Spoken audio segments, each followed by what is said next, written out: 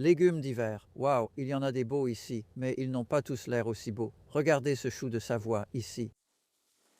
C'est parce que, eh bien, il était prêt avant qu'on en ait besoin et ensuite il n'a pas très bien tenu. Mais vous pouvez voir que même un comme celui-ci, si vous enlevez les feuilles extérieures, eh bien, je force un peu ici pour être honnête. On va avoir de la bonne nourriture. Vous savez, ça va.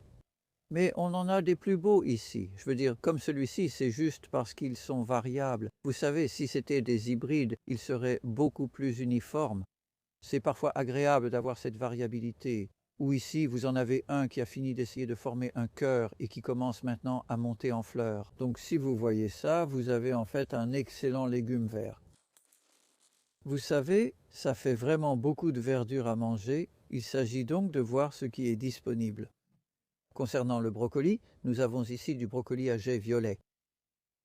Et ça, ce n'est pas prêt, c'est un claret, donc ça ne donnera rien avant avril. Il faut donc juste être patient maintenant et attendre. Par contre, ici, on a du brocoli à jet blanc. Et regardez ça, c'est du white eye. Et il commence déjà à faire de petites pousses, et ces tiges sont vraiment sucrées et savoureuses. Je pense qu'il vaut mieux les laisser encore grandir. Et vous verrez au fur et à mesure que cela va devenir un vrai brocoli. Donc, c'est un brocoli à jet blanc. Donc, je dirais encore une fois que ce n'est pas vraiment prêt pour l'instant. Si vous voulez des légumes verts, mangez ces feuilles. Celles de brocoli sont très tendres. Je vais peut-être retirer le milieu. Je pense que c'est pourquoi les pigeons mangent toujours le brocoli. Ils adorent ça. Et cela pour une très bonne raison. Et juste après ce coin, on a quelque chose d'encore plus sympa, vraiment comme légumes feuilles, c'est du chou cavalier. Et je ne sais pas comment je ferai pour ne pas cultiver ces orpétiques. Regardez-moi ça, ça a déjà donné une récolte.